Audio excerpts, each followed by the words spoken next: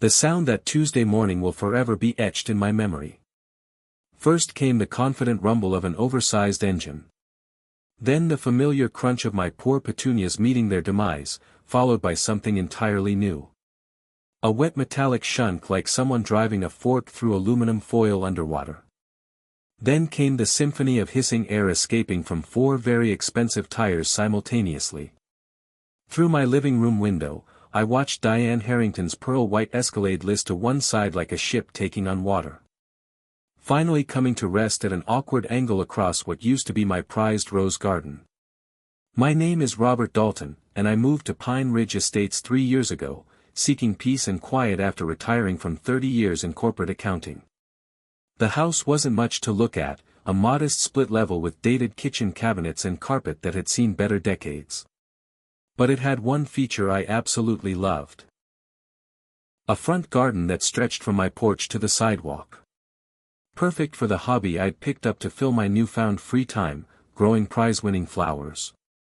What I hadn't counted on was Diane Harrington, HOA president, self-appointed neighborhood watchdog, and a woman who treated the community bylaws with the same reverence most people reserve for religious texts. Diane lived 3 houses down in the Colonial with a perfectly manicured lawn that looked like it had been trimmed with nail scissors. She drove her Escalade like she owned not just her property, but every inch of asphalt and grass in a 5-block radius. The first time she cut across my garden, I assumed it was an accident. Maybe she'd swerved to avoid a squirrel or had dropped her phone. I replanted my trampled daffodils without complaint, chalking it up to a one-time thing. The second time it happened, exactly 1 week later, I noticed she was simply using my lawn as a shortcut to avoid the speed bump the HOA had installed in front of her own driveway. The irony wasn't lost on me that the woman who'd pushed for those speed bumps was now destroying private property to avoid them. By the third incident, I'd had enough. I marched down to her house with photos of my destroyed garden beds and tire tracks that led directly from her driveway across my lawn. She answered the door wearing what I can only describe as business casual for someone whose only business was making everyone else miserable. Her response was delivered with a smile that never reached her eyes. She informed me that according to subsection 12.4 of the HOA guidelines, my flower beds extended 3 inches beyond the approved landscaping boundary and therefore constituted an obstruction to emergency vehicle access. When I pointed out that no emergency vehicle would ever need to drive through my petunias, she simply shrugged and suggested I review the bylaws more carefully. The next morning, I found a violation notice taped to my door, $50 for obstructive botanical arrangements. I paid it, thinking that would be the end of it. Instead, it seemed to embolden her. The following week brought another drive-through and another fine. This time, $75 for what she called aggressive horticultural practices. When I asked her what that even meant, she pointed to my sunflowers and claimed they were leaning menacingly toward the street. The week after that, she literally drove through my garden while I was standing in it, watering my roses. She waved at me through her tinted windows as she crushed 6 weeks of careful cultivation under her all-terrain tires. That's when I started documenting everything. I installed a Ring doorbell camera and 2 additional security cameras with perfect angles of my front yard. The footage I captured was both infuriating and oddly satisfying. There was Diane, every Tuesday and Thursday morning at exactly 8:15. Making a diagonal cut across my lawn to shave 30 seconds off her drive to the community center where she held her HOA board meetings. One particularly memorable clip showed her sipping what appeared to be a venti caramel macchiato while actively destroying my newly planted herb garden, even taking the time to adjust her rearview mirror mid-destruction. I took my evidence to the police, confident that I finally had her dead to rights. The officer who reviewed my footage seemed sympathetic, but ultimately shrugged his shoulders. Without significant property damage, he explained, this was a civil matter. The destroyed plants weren't valuable enough to constitute criminal mischief, and technically she could argue she was confused about property boundaries. He suggested I take it up with the HOA board, which made me laugh so hard I nearly cried. Taking a complaint about Diane to the HOA board was like asking a fox to investigate missing chickens. She'd stacked that board with her friends from book club, all of whom seemed to share her belief that rules were for other people. That night, I stayed up late researching my options. I briefly considered motion-activated sprinklers, but figured she'd just fine me for water waste. I thought about installing bollards, but the HOA guidelines specifically prohibited defensive structures along property lines. Then I found something interesting in an online forum for people dealing with similar problems.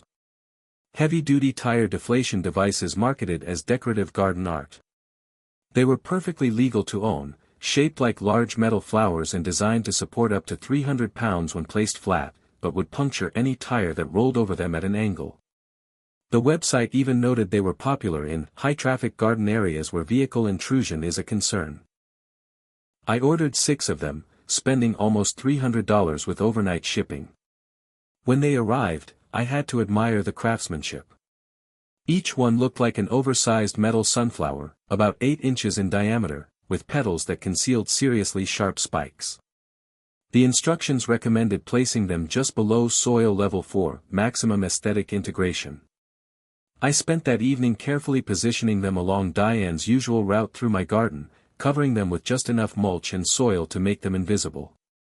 To anyone walking by, my garden looked exactly the same, but now it had teeth. I didn't have to wait long.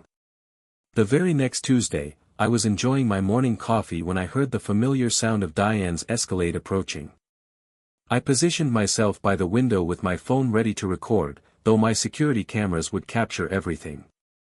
She made the turn into my garden with her usual casual disregard, her left hand holding her phone, her right hand on the wheel. The first spike caught her front left tire, followed immediately by the front right. The back tires hit the next set of spikes a second later. The sound was glorious, for rapid-fire pops like champagne bottles opening in celebration. The massive SUV lurched to a stop, listing dramatically to one side as all 4 tires rapidly deflated. I watched Diane's face go through the 5 stages of grief in about 10 seconds. Denial as she tried to drive forward, anger as she realized what had happened, bargaining as she got out and looked at her tires, depression as she pulled out her phone, and finally acceptance as she called for a tow truck. The driver who showed up was Gary Novak, a neighbor from 2 streets over whom Diane had fined multiple times for leaving his recycling bins out past the approved retrieval window. Gary's grin was so wide I could see it from my living room as he explained that replacing all 4 tires on a luxury SUV would run about $1,200, not including the tow fee. While Diane was still processing this information, a police cruiser pulled up. For a moment, my heart skipped, thinking she'd somehow convinced them to arrest me for protecting my own property. But the officer walked right past me and straight to Diane. Turns out, when I'd submitted my footage to the police, they'd done a more thorough review and noticed something I'd missed. Diane hadn't just been driving through my garden. The camera angle showed her cutting across the Wilsons' lawn, the Patel's decorative rock garden, and even clipping the corner of old Mr. Baker's vegetable plot. That constituted pattern behavior and criminal trespass across multiple properties. The officer issued her 3 separate citations while Gary attached her wounded Escalade to his truck. But the best part came 2 days later at the emergency HOA board meeting. Someone had tipped off a local news blogger about the story, and half the neighborhood showed up to watch the drama unfold. During the public comment period, resident after resident stood up with their own stories of Diane's abuse of power. Apparently, she'd been using her position to settle personal grudges for years, inventing violations for anyone who questioned her authority. The real bombshell came when the board treasurer, freed from Diane's influence by the public scrutiny, revealed that several $1,000s in HOA funds had been spent on what Diane had labeled executive development seminars, but were actually spa weekends at a resort in Scottsdale. The vote to remove her from the board was unanimous. Even her book club friends voted against her when faced with evidence of embezzlement. The district attorney's office opened an investigation into the misappropriated funds, and Diane was looking at potential felony charges. The last time I saw her, she was loading boxes into a rental car, her Escalade still in the shop waiting for repairs she claimed she couldn't afford after hiring a criminal defense attorney. She glared at me as I watered my newly restored garden, now thriving and completely vehicle-free. I gave her a friendly wave, then turned my attention back to my roses, which were coming in beautifully. The criminal trial took 6 months to conclude. Diane was found guilty of embezzling $8,700 in HOA funds and sentenced to 2 years in prison, though she'd likely serve less than one with good behavior. At sentencing, she stood before the judge in a conservative gray suit, a far cry from her usual designer outfits, and actually cried as she was led away in handcuffs.